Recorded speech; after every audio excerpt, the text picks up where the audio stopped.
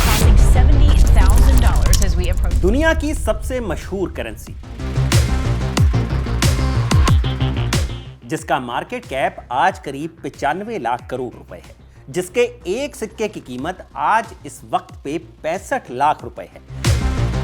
एक ऐसी करेंसी जिसने बैंकिंग सिस्टम की नींव हिला दी, जिसने लाखों लोगों को करोड़पति बनाया और करोड़ों को बर्बाद भी कर दिया। लेकिन इस करेंसी को बनाने वाले इंसान का नाम, उसका चेहरा, उसका पता 17 साल से कोई नहीं जानता। बिटकॉइन दुनिया का सबसे बड़ा फाइनेंशियल इनोवेशन और इसके पीछे का सबसे बड़ा रहस्य। बिटकॉइन बनाने वाले ने अपना नाम बताया था Satoshi Nakamoto. Satoshi Nakamoto. Nakamoto, the computer programmer who invented the digital currency Bitcoin. लेकिन ये नाम असली नहीं है, ये एक फर्जी पहचान है। जिसके पीछे असली इंसान कौन है, ये इंटरनेट की सबसे बड़ी अनसुलझी पहेली रही है।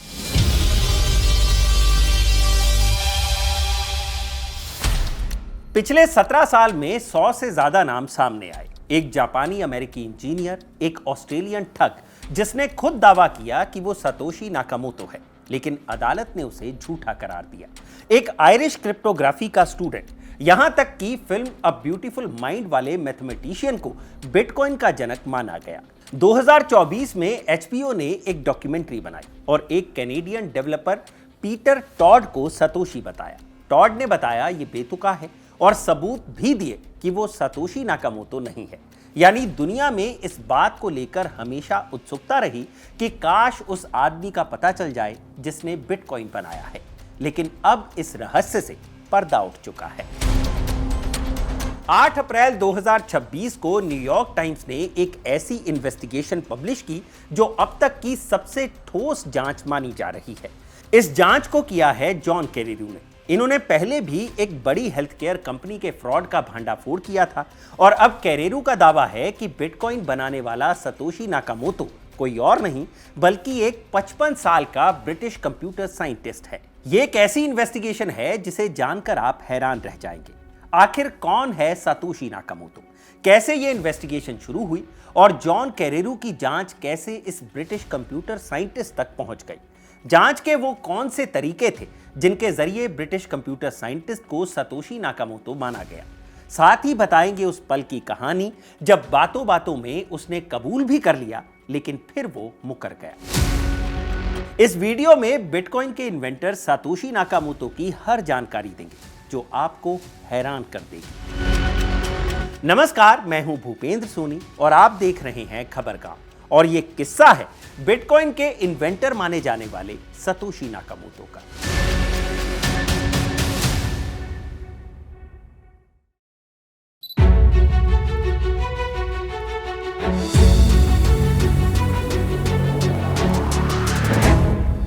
इस कहानी को जानने से पहले हमारा यह जानना जरूरी है कि बिटकॉइन आखिर है क्या।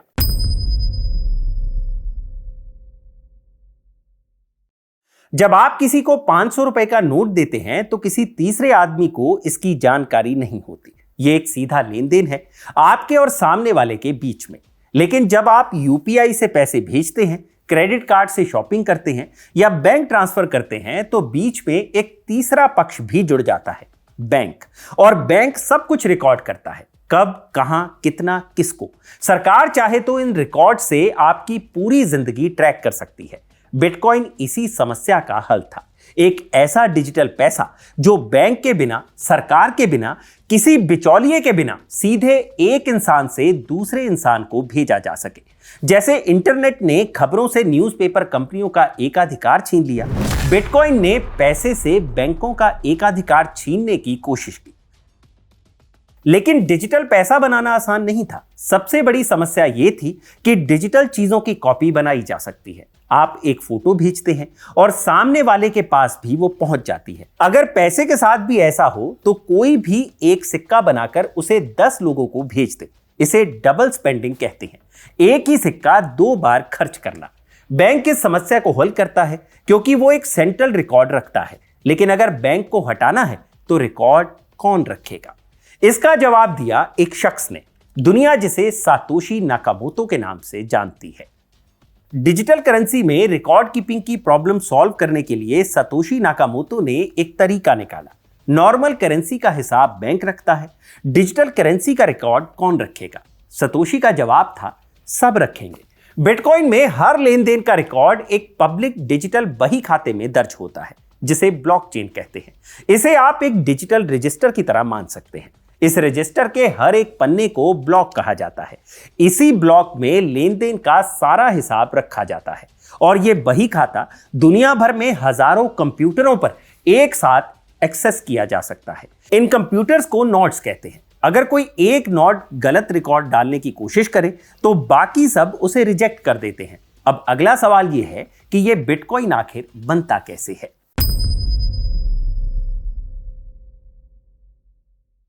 नए बिटकॉइन बनाने के लिए एक प्रक्रिया तय की गई है, जिसे माइनिंग कहते हैं। कंप्यूटर मैथ्स की मुश्किल प्रॉब्लम्स को हल करते हैं और जो सबसे पहले सही जवाब ढूंढता है उसे इनाम में नए बिटकॉइन मिलते हैं। ये पहेलियां इसलिए जरूरी हैं ताकि कोई सिस्टम को धोखा ना दे सके। इसे प्रूफ ऑफ वर्क कहते हैं। और सबसे खास बात, कुल बिटकॉइन सिर्फ 2 करोड़ 10 लाख ही बन सकते हैं। इससे ज्यादा कभी नहीं बनेंगे, क्योंकि सॉफ्टवेयर ही ऐसे डिजाइन किया गया है। कोई सरकार, कोई बैंक, कोई इंसान इसे बदल नहीं सकता। बिटकॉइन की यह कहानी साल 2008 में शुरू हुई। उस वक्त दुनिया भारी आर्थिक संकट से गुजर रही थी। बड़े बैंक फेल हो रहे थे। इसी दौरान इंटरनेट पर एक 9 पेज का रिसर्च पब्लिश हुआ। इसके लेखक का नाम था सतोशी नाकामोटो। उन्होंने एक ऐसे डिजिटल पैसे का प्रपोजल रखा जिस पर किसी सरकार या बैंक का कंट्रोल नहीं था। इसका नाम बिटकॉइन रखा गया। 3 जनवरी 2009 को बिटकॉइन का पहला ब्लॉक बना। शुरुआत में बिटकॉइन की कोई कीमत नहीं थी। यह सिर्फ कंप्यूटर डेवलपर्स के बीच का एक एक्सपेरिमेंट भर था। 22 मई 2010 को फ्लोरिडा के एक प्रोग्रामर ने 10,000 बिटकॉइन देकर सिर्फ 2 पिज्जास मंगवाए। यह बिटकॉइन से हुई पहली कमर्शियल डील थी। आज के रेट के हिसाब से देखें तो उन 10,000 बिटकॉइंस की कीमत करीब 5500 करोड़ रुपए है। जिन लोगों ने 2010 या 2011 में इसमें कुछ हजार रुपए भी डाले थे, वो आज अरबपति बन चुके हैं।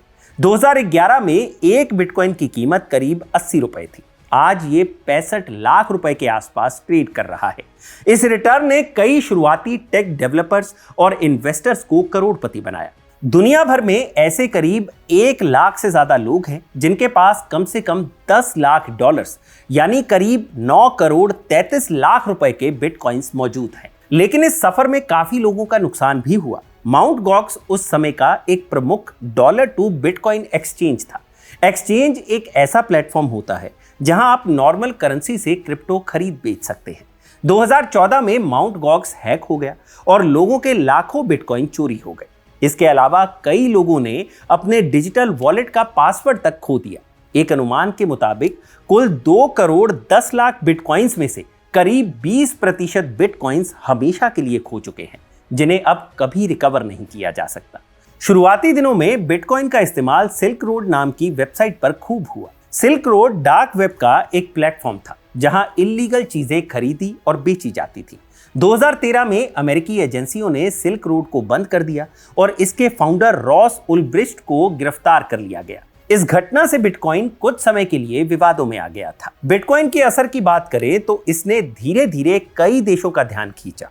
अल सल्वाडोर ये मध्य अमेरिका का एक छोटा सा देश है। 2021 में अल सल्वाडोर के राष्ट्रपति नायब बुकेले ने बिटकॉइन को अपनी ऑफिशियल करेंसी यानी लीगल टेंडर घोषित कर दिया। अल सल्वाडोर ऐसा करने वाला दुनिया का पहला देश बना। आज बिटकॉइन सिर्फ प्रोग्रामर्स तक सीमित नहीं है। अमेरिका के बड़े वित्तीय संस्थानों ने इसे अपना लिया है। 2024 की शुरुआत में अमेरिकी सरकार ने बिटकॉइन ETF को मंजूरी दे दी।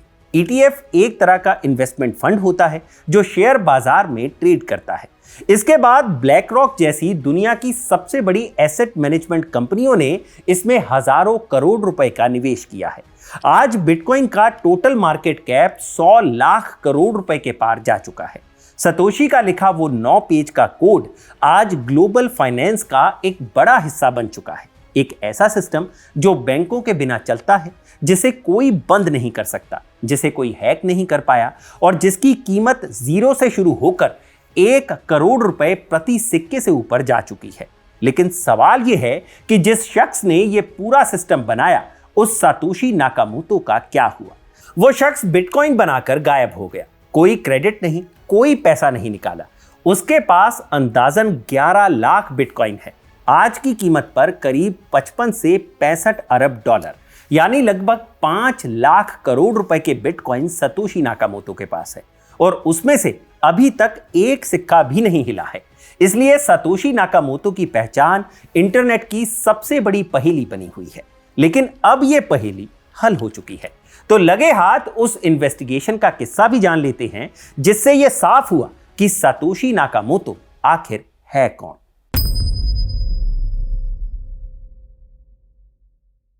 कहानी शुरू होती है साल 2024 की एक शाम से। जॉन कैरेरू अपनी पत्नी के साथ न्यूयॉर्क के लॉन्ग आइलैंड एक्सप्रेसवे पर ट्रैफिक में फंसे हुए थे। कैरेरू एक जर्नलिस्ट हैं। इन्हें जाना जाता है थेरेनोस नाम की एक कंपनी का भांडाफोड़ करने के लिए। थेरेनोस एक अमेरिकन हेल्थ केयर स्टार्टअप था। इसकी प्रमुख और सीईओ एलिजाबेथ होम्स थी। कंपनी ने दावा किया था कि उनकी नई मशीन खून की सिर्फ एक बूंद से सैकड़ों बीमारियों का सटीक पता लगा सकती है। इस दावे के कारण कंपनी की वैल्यूएशन लगभग 83,000 करोड़ रुपए तक पहुंच गई थी। असल में यह तकनीक फर्जी थी। जॉन कैरेरू ने साल 2015 में इस घोटाले को उजागर किया। उन्होंने अपनी जांच में यह साबित किया कि थेरेनोस की मशीनें काम नहीं करती हैं और कंपनी मरीजों को गलत ब्लड रिपोर्ट दे रही है। इस खुलासे के बाद कंपनी बंद हो गई। निवेशकों के साथ धोखाधड़ी करने के आरोप में एलिजाबेथ होम्स को 11 साल से ज्यादा जेल की सजा सुनाई गई। बहरहाल वापस 2024 वाले किस्से पर लौटते हैं।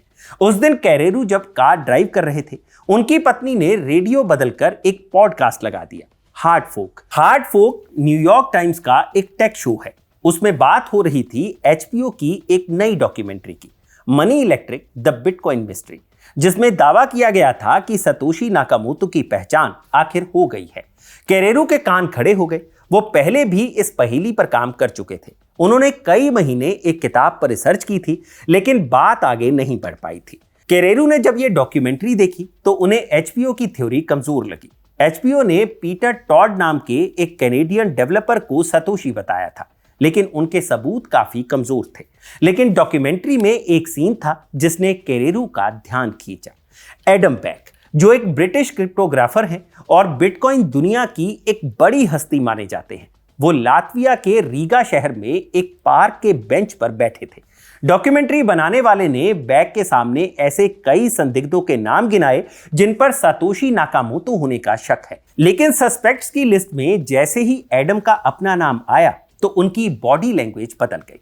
आंखें इधर उधर भागने लगी। एक अजीब सी हंसी आई। बाएं हाथ में हलचल थी। उन्होंने जोर देकर कहा कि वो सातोशी नहीं है, और साथ ही ये भी कहा कि ये बात ऑफ द रिकॉर्ड रखी जाए। कैरेरू ने इस सीन को अपने टीवी पर कई बार रिप्ले किया। उन्होंने अपने करियर में बहुत से झूठ बोलने वालों से सामना किया था। उन्हें बैक का व्यवहार संदिग्ध लगा और यहीं से शुरू हुई 1 साल की गहरी लंबी जांच।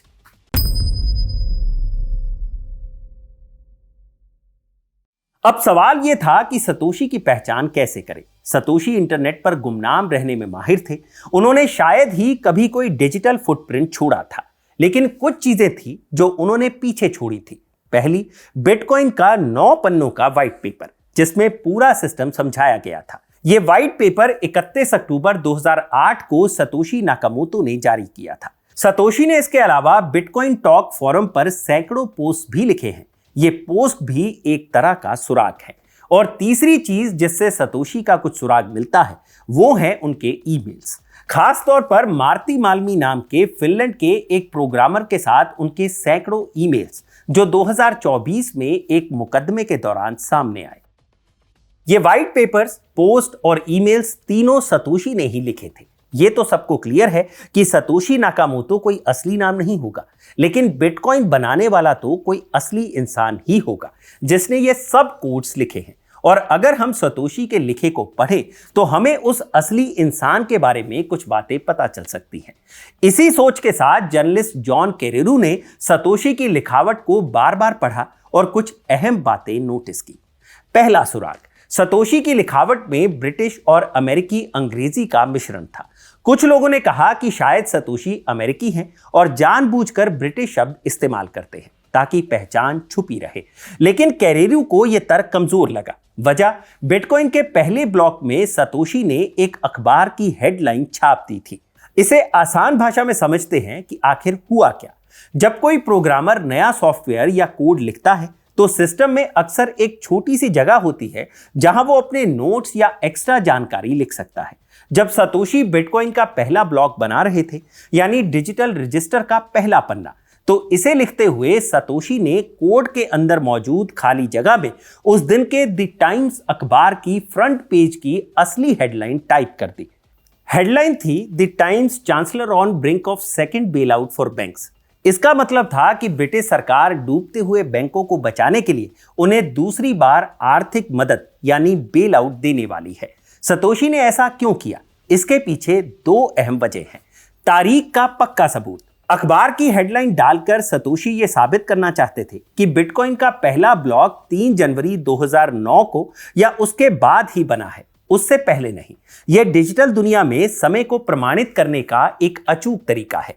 दूसरी वजह, पारंपरिक बैंकिंग पर तंज। साल 2008 और 2009 में पूरी दुनिया में भारी आर्थिक मंदी चल रही थी। बड़े बड़े बैंक फेल हो रहे थे और सरकारें जनता के टैक्स के पैसे से उन्हें बचा रही थी। सतोशी बिटकॉइन के रूप में एक ऐसा सिस्टम तैयार कर रहे थे जो इन बैंकों और सरकारों के कंट्रोल से पूरी तरह बाहर हो।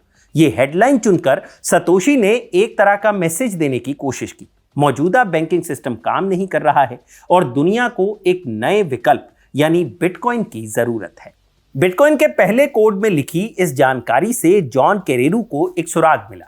चूंकि कोड में लिखी हेडलाइन लंदन के द टाइम्स अखबार के प्रिंट एडिशन की थी, यह एक संकेत था कि सतोशी शायद ब्रिटेन से हैं।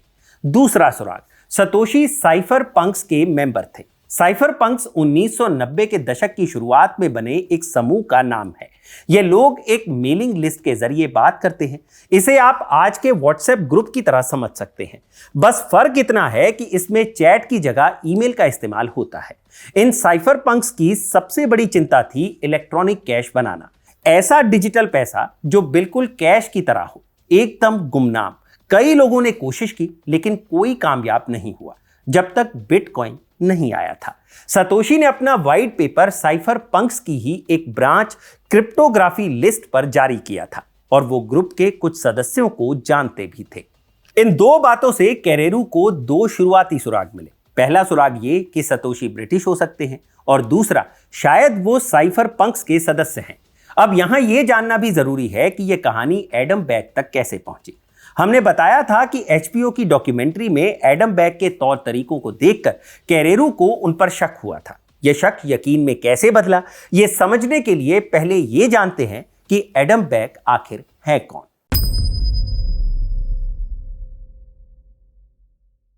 एडम बैक 1970 में लंदन में एक बिजनेसमैन पिता के घर पर पैदा हुए। उनकी मां लीगल सेक्रेटरी थी। बैक ने 11 साल की उम्र में खुद से कोडिंग सीखी। क्रिप्टोग्राफी में दिलचस्पी स्कूल के दिनों से ही थी। यूनिवर्सिटी ऑफ एक्सेटर से कंप्यूटर साइंस में पीएचडी की। पीएचडी के दौरान उन्हें पीजीपी मिला, यानी प्रेटी गुड प्राइवेसी नाम का एक फ्री इंक्रिप्शन प्रोग्राम। इस प्रोग्राम को न्यूक्लियर वेपन्स का विरोध करने वाले और ह्यूमन राइट एक्टिविस्ट इस्तेमाल करते थे ताकि सरकारी निगरानी से बचा जा सके।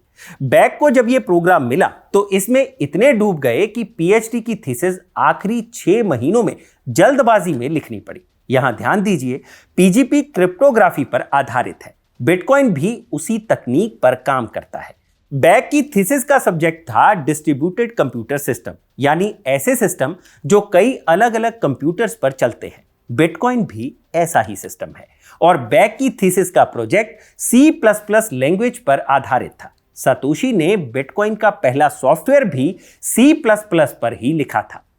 1995 में back cipher Punk's mailing list में शामिल हुए और तेजी से इस ग्रुप के एक्टिव मेंबर बन गए। उनका राजनीतिक विचार लिबर्टेरियन था, कम सरकार, कम टैक्स, ज्यादा आजादी। सतोशी ने भी बिटकॉइन पेश करते हुए कहा था कि यह लिबर्टेरियन नजरिए के लिए अट्रैक्टिव है। अब एडम बैक को सतोशी नाकामोटो से जोड़ने वाली कुछ जरूरी डिटेल्स के बारे में जानिए। कैरेरो ने सातोशी की लिखावट से 100 से ज्यादा अलग अलग शब्द और फ्रेजेस निकाले। फिर सोशल मीडिया प्लेटफॉर्म एक्स पर सर्च किया कि सातोशी के प्रमुख संदिग्धों में से कौन ये शब्द ज्यादा इस्तेमाल करता है। नतीजा चौंकाने वाला था। लगभग सभी शब्दों के लिए एक ही नाम मैच करता है, एडम बैक। लेकिन यह सिर्फ शुरुआत थी।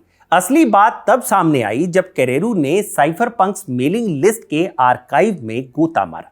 1997 से 1999 के बीच, यानी बिटकॉइन से करीब 10 साल पहले, एडम बैक ने मेलिंग लिस्ट पर कुछ पोस्ट लिखे थे। अप्रैल 1997 में उन्होंने एक ऐसे इलेक्ट्रॉनिक कैश सिस्टम का प्रस्ताव दिया था जो आधुनिक बैंकिंग से पूरी तरह अलग हो। इसमें 5 खासियतें होनी चाहिए: भेजने वाले और पाने वाले दोनों की प्राइवेसी, कई कंप्यूटरों पर फैला हुआ नेटवर्क ताकि कोई बंद ना कर सके, सीमित सप्लाई ताकि महंगाई ना हो, किसी एक इंसान या बैंक पर भरोसे की जरूरत नहीं, और एक ऐसा सिस्टम जिसे कोई भी जांच सके। ये 5 चीजें बिटकॉइन की बुनियाद है, और इन्हीं चीजों पर साल 1997 में एडम बैक लिख रहे थे। फिर 1997 में ही बैक ने डिस्ट्रीब्यूटेड बैंकिंग सिस्टम का विचार रखा, यानी एक सेंट्रल बैंक सब तय ना करे, बही खाता अलग अलग कंप्यूटरों पर हो और उसका फैसला बहुमत से हो। इस समस्या को कंप्यूटर साइंस में बाइजेंटाइन जनरल्स प्रॉब्लम कहते हैं। कल्पना कीजिए कि कई जनरल एक शहर को घेर कर बैठे हैं। उन्हें एक साथ हमला करना है, लेकिन कुछ गद्दार हो सकते हैं। सवाल यह है कि बाकी कैसे भरोसा करें कि सब सही समय पर हमला करेंगे। बिटकॉइन ने इसी समस्या को हल किया, और बैक ने बिटकॉइन के रिलीज होने से 1 दशक पहले इसी समस्या पर विचार किया था। बैक के सतोशी होने का एक और बड़ा सबूत है। साल 1998 में वेई दाई नाम के एक कंप्यूटर एक्सपर्ट ने डिजिटल पैसे का एक नया आइडिया दुनिया के सामने रखा।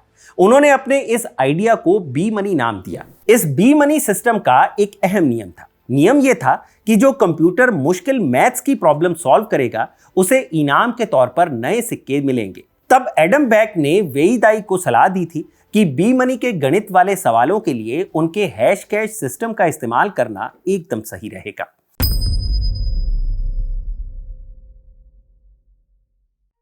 हैश कैश सिस्टम क्या है? अब यहां यह जानना जरूरी है कि यह हैश कैश सिस्टम आखिर है क्या है। 1997 में एडम बैक ने हैश कैश का आविष्कार किया। यह एक सिस्टम था जिसमें कंप्यूटर को ईमेल भेजने से पहले एक मैथ्स की पहेली हल करनी पड़ती थी। आम यूजर्स के लिए कुछ सेकंड्स का काम था, क्योंकि उन्हें एक ही ईमेल भेजनी होती है। लेकिन स्पैमर जो लाखों ईमेल्स भेजते थे, उनके लिए यह बहुत महंगा हो जाता। इसी तरीके को हैश कैश कहते हैं। यानी अब तक की बात यह है कि एडम बैक ने वेई दाई को खुद का बनाया हैश कैश सिस्टम इस्तेमाल करने के लिए कहा था, और सालों बाद जब सतोशी नाकामोटो ने बिटकॉइन बनाया तो उन्होंने बिल्कुल यही काम किया। सतोशी ने बिटकॉइन के अपने रिसर्च डॉक्यूमेंट यानी वाइट पेपर में साफ लिखा कि उनका बिटकॉइन असल में वेई दाई के बी मनी वाले आइडिया का ही प्रैक्टिकल रूप है।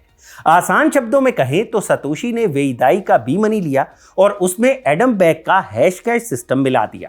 इन दोनों के मिलने से ही बिटकॉइन बना। सतोशी ने बिटकॉइन बनाने के लिए ठीक वही फॉर्मूला अपनाया जो एडम बैक ने 1998 में करने की सलाह दी थी। इतना ही नहीं, बिटकॉइन से जुड़ी एक और बड़ी प्रॉब्लम का हल भी एडम बैक ने ही सॉल्व किया था।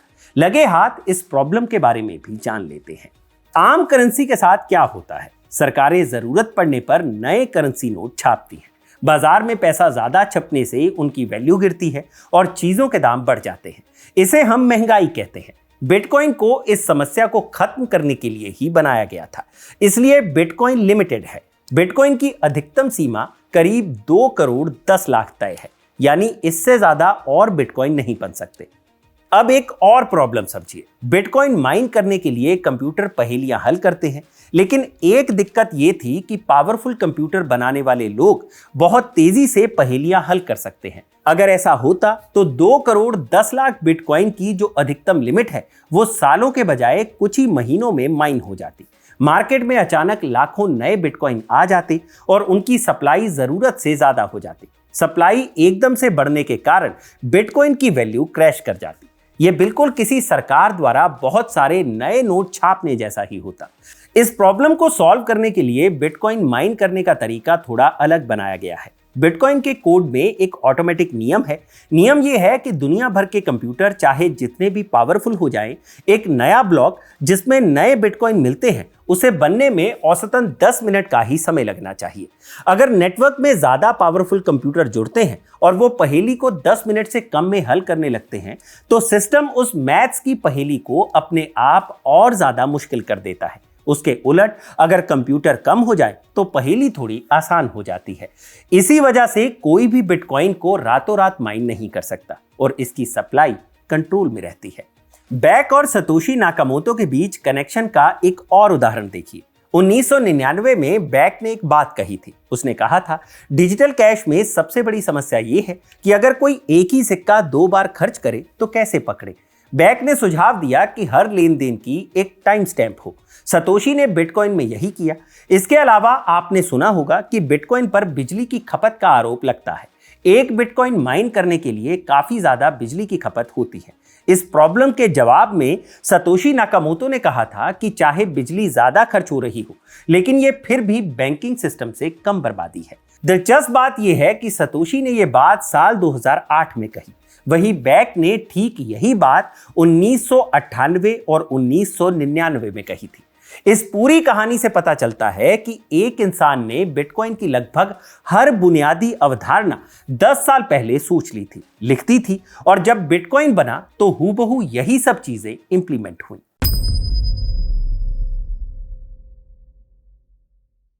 यहां कहानी में एक और दिलचस्प मोड़ आता है। मोड़ यह है कि जब सतोशी नाकामोटो दुनिया के आगे प्रतिक्रिया दे रहे थे तो बैक गायब हो चुके थे और जब सतोशी गायब हो गए तो बैक वापस पब्लिक लाइफ में दिखने लगे। 2008 से पहले 10 साल से ज्यादा वक्त तक जब भी साइफर पंक्स या क्रिप्टोग्राफी लिस्ट पर इलेक्ट्रॉनिक कैश की बात होती, एडम बैक लगभग हमेशा अपनी राय रखते। वो इन मसलों पर लंबी डिटेल्ड पोस्ट लिखते थे। लेकिन जब 2008 में बिटकॉइन आया तो बैक गायब हो गए। कहीं कोई कमेंट नहीं, कोई प्रतिक्रिया नहीं। ये वो इंसान है जिसने इलेक्ट्रॉनिक कैश पर सालों तक सोचा, लिखा और बहस की और जब सपना साकार हुआ तो अचानक चुप हो गए। दूसरी तरफ सतोशी 2008 से 2011 तक सक्रिय रहे। फिर अप्रैल 2011 में जब वो अचानक गायब हो गए तो एडम की वापसी हुई। जून 2011 में सतोशी के गायब होने के ठीक 6 हफ्ते बाद बैक ने पहली बार सार्वजनिक रूप से बिटकॉइन पर कोई टिप्पणी की थी। फिर साल 2013 में बैक ने पॉडकास्ट के दौरान कुछ ऐसा कह दिया जिसका कोई ट्रेल नहीं था और जॉन कैरेरू ने जब उस ट्रेल को खंगालने की कोशिश की तो उनके हाथ सच्चाई लगी। 2013 में एक पॉडकास्ट पर बैक ने दावा किया कि जब सतोशी ने 2008 में व्हाइट पेपर जारी किया था तो वो टेक्निकली बहुत इंटरेस्टेड थे और उस चर्चा में भाग लिया था। कैरेरू ने पूरी क्रिप्टोग्राफी लिस्ट छान मारी। 2008 की उस चर्चा में बैक के भाग लेने का कोई सबूत नहीं मिला। बैक ने या तो झूठ बोला या फिर भाग लेना उनके लिए कुछ और मतलब रखता था। शायद वो सतोशी बनकर उस चर्चा का हिस्सा बने थे। अब अगला सबूत देखिए। अप्रैल 2013 में अर्जेंटीना के क्रिप्टोग्राफी एक्सपर्ट ने अपने ब्लॉग पर एक डेटा पब्लिश किया। इसमें बताया गया कि सतोशी नाकामोटो के पास करीब 11 लाख बिटकॉइन रखे हुए हैं। ध्यान देने वाली बात यह है कि जिस दिन यह जानकारी इंटरनेट पर आई, ठीक उसी दिन एडम बैक ने बिटकॉइन टॉक पर अपना अकाउंट बनाया। बिटकॉइन टॉक एक ऑनलाइन फोरम है जहां बिटकॉइन के डेवलपर और यूजर्स आपस में तकनीकी चर्चा करते हैं। अकाउंट बनाने के कुछ ही घंटों के अंदर एडम बैक वहां डिजिटल तकनीकी सुझाव देने लगे। इसके बाद एडम बैक ने विकिपीडिया पर सतोशी नाकामोटो के पेज को वापस लाने की मांग शुरू कर दी, जहां से सतोशी की जानकारी वाला पेज हटा दिया गया था। इन सब घटनाओं के 18 महीने के अंदर ही एडम बैक ने ब्लॉकस्ट्रीम नाम की एक नई कंपनी बना ली। ब्लॉकस्ट्रीम एक टेक कंपनी है जो बिटकॉइन नेटवर्क के लिए इंफ्रास्ट्रक्चर बनाती है। एडम बैक ने अपनी इस कंपनी में काम करने के लिए गूगल और मोजिला जैसी बड़ी कंपनियों से टॉप बिटकॉइन डेवलपर्स को नौकरी पर रख लिया। आज के समय में इस ब्लॉकस्ट्रीम कंपनी की वैल्यूएशन लगभग 26,500 करोड़ रुपए है। आसान शब्दों में कहें तो जैसे ही दुनिया को पता चला कि सतोशी के पास 11 लाख बिटकॉइन है, एडम बैक अचानक बिटकॉइन कम्युनिटी में वापस एक्टिव हो गए। उन्होंने सतोशी की पहचान मिटने से बचाई और बहुत ही कम समय में एक ऐसी कंपनी खड़ी कर दी जिसने बिटकॉइन के सबसे अहम डेवलपर्स को कंट्रोल कर लिया। अब तक की पूरी कहानी एडम बैक के ही सतोशी नाकामोटो होने की तरफ इशारा करती है, लेकिन जर्नलिस्ट जॉन कैरेरू यही नहीं रुके। उन्होंने फ्लोरियन काफिएरो से संपर्क किया। फ्लोरियन फ्रांस के एक एक्सपर्ट हैं। 2022 में फ्लोरियन ने अमेरिका के एक विवादित राजनीतिक आंदोलन क्यूएनॉन को शुरू करने वाले लोगों की पहचान करने में मदद की थी। फ्लोरियन ने स्टाइलोमेट्री नाम की टेक्निक का इस्तेमाल किया। ये एक ऐसा तरीका है जिससे किसी भी लेख को देखकर उसको लिखने वाले का पता लगाया जा सकता है। इसमें देखा जाता है कि लिखने वाला दी, एंड या ऑफ जैसे आम शब्दों का इस्तेमाल किस पैटर्न में करता है। हर इंसान के लिखने का यह पैटर्न अलग होता है। फ्लोरियन ने ऐसे 12 लोगों के आर्टिकल्स की जांच की जिन पर सतोशी होने का शक था। फिर उनकी तुलना बिटकॉइन के व्हाइट पेपर यानी इसके मूल डॉक्यूमेंट से की। नतीजे में एडम बैक का लिखने का तरीका बिटकॉइन व्हाइट पेपर से सबसे ज्यादा मिलता जुलता पाया गया, लेकिन यह अंतर इतना कम था कि फ्लोरियन ने इसे अनकन्फर्म्ड कहा। इसका मतलब है कि सिर्फ इस आधार पर पूरी तरह यकीन के साथ नहीं कहा जा सकता था कि एडम बैक ही सतोशी हैं। लेकिन यहां एक दिलचस्प बात है। 2020 में बैक ने खुद एक्स पर लिखा था कि सतोशी ने शायद अपनी लिखावट जानबूझकर बदली होगी ताकि स्टाइलोमेट्री से पकड़ में ना आए। और 1998 में बैक ने साइफरपंक्स लिस्ट पर लिखा था कि इसी समस्या पर वो सोच रहे हैं कि कैसे एक फेक नाम से लिखने वाला अपनी लिखावट की पहचान छुपा सकता है। बहरहाल जब इस तरीके से कुछ पक्का नहीं हुआ तो कैरेरू ने दूसरा रास्ता अपनाया, स्पेलिंग और ग्रामर की गलतियां। बैक और सतोशी दोनों हाइफन का गलत इस्तेमाल करते थे और बिल्कुल उसी तरह दोनों इट्स और इट्स में घपला करते थे। दोनों वाक्य के आखिर में ऑल्सो लगाते थे। दोनों ईमेल कभी ईमेल लिखते थे तो कभी ईमेल, कभी अमेरिकी स्टाइल में चेक लिखते तो कभी ब्रिटिश स्टाइल में चेक। दो वाक्यों के बीच डबल स्पेस, जो 50 साल से ऊपर की उम्र वालों की पुरानी आदत है। बैक 55 साल के हैं। और सबसे चौंकाने वाली बात, हमने आपको बताया था कि बिटकॉइन का बही खाता चेक करने के लिए प्रूफ ऑफ वर्क नाम का एक प्रोसेस इस्तेमाल होता है। अब प्रूफ ऑफ वर्क एक कंपाउंड नाउन है। इसमें सही ग्रामर के हिसाब से हाइफन नहीं लगता, लेकिन सतोशी ने इसे प्रूफ ऑफ वर्क लिखा जिसमें हाइफन लगा था। पूरी साइफरपंक्स और क्रिप्टोग्राफी लिस्ट में सिर्फ 8 लोगों ने ऐसा किया था। अब इसी तरह एक और चीज चेक की गई। सतोशी ने अपने व्हाइट पेपर में रूसी ऑनलाइन करेंसी वेब मनी का जिक्र किया था। इसे जब संदिग्धों की लिस्ट से मिलाया गया तो सिर्फ 4 लोगों ने वेब मनी का जिक्र किया था। तो बात इतनी सी है कि अगर प्रूफ ऑफ वर्क के हिसाब से देखा जाए तो 8 लोग और वेब मनी के हिसाब से देखा जाए तो 4 लोग। इनमें से कोई एक असली सतोशी नाकामोटो हो सकता था। अंत में कैरेरू ने इन सब नामों पर दोनों फिल्टर लगाए, यानी चेक किया कि किसने हाइफन के साथ प्रूफ ऑफ वर्क लिखा था और साथ ही वेब मनी का जिक्र किया था। दोनों फिल्टर लगाने पर सिर्फ एक नाम सामने आया, एडम बैक। कैरेरू को यहां एक और सबूत मिला। सतोशी ने अपने व्हाइट पेपर में बर्निंग द मनी नाम की एक टर्म का इस्तेमाल किया था। चेक करने पर उन्हें पता चला कि साइफरपंक्स की पूरी मेलिंग लिस्ट में सिर्फ एक इंसान ने यह शब्द इस्तेमाल किया था और वो शख्स थे एडम बैक, जिन्होंने 1999 में यह टर्म यूज की थी।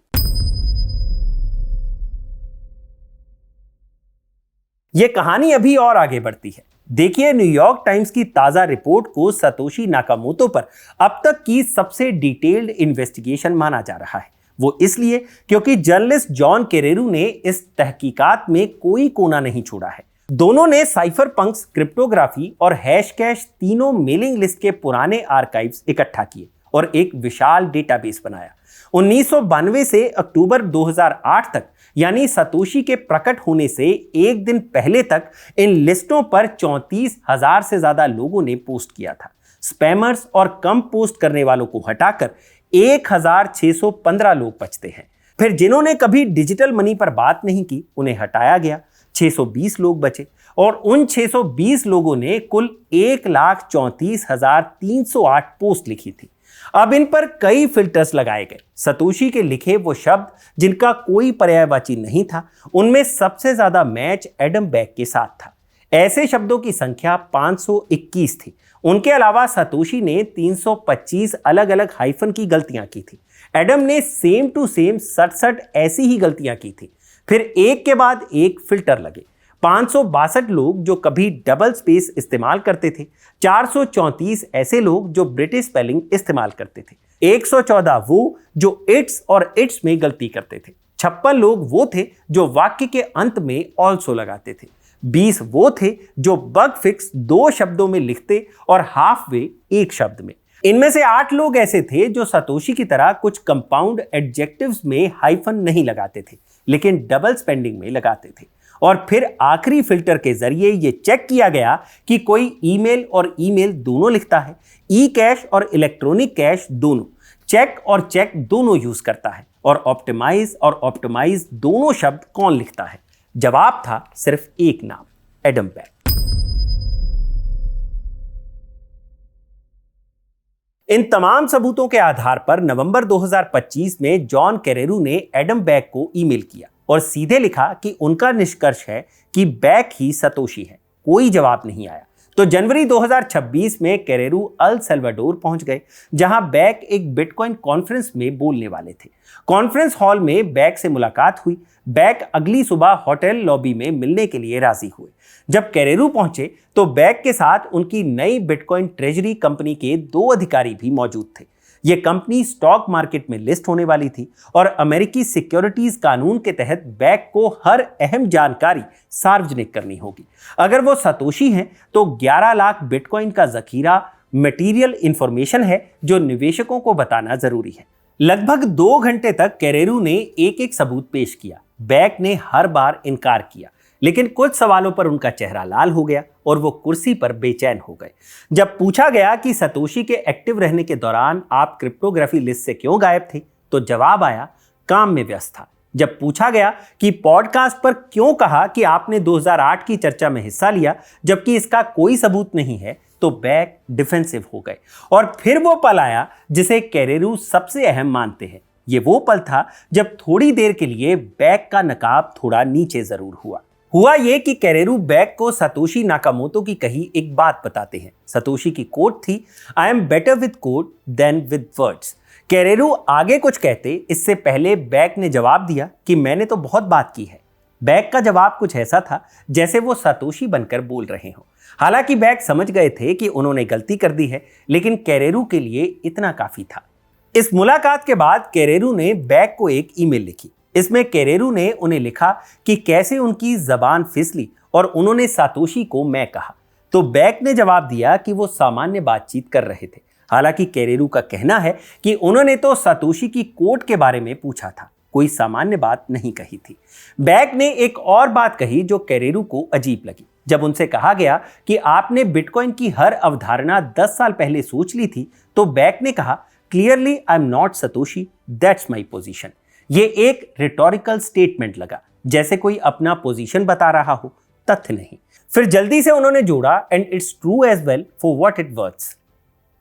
इन तमाम सबूतों के बावजूद कोई कह सकता है कि अभी भी पक्का नहीं है, क्या पता असली सतोशी कोई और हो। इस सवाल पर कैरेरू बाकी संदिग्धों पर भी नजर डालते हैं। निक सजावो, जो अमेरिकी कंप्यूटर साइंटिस्ट है और जिन्होंने 1998 में बिटगोल्ड नाम का एक बिटकॉइन जैसा विचार रखा था, लंबे समय तक लोगों की लिस्ट में टॉप पर थे। लेकिन हाल ही में एक्स पर एक बहस में उन्हें बिटकॉइन की बुनियादी तकनीकी बातों की जानकारी नहीं थी। कैरेरू की जांच में दूसरे शख्स थे हेल फिनी, जो साइफर फंक्स के सदस्य थे और बिटकॉइन का पहला ट्रांजैक्शन करने वाले इंसान थे।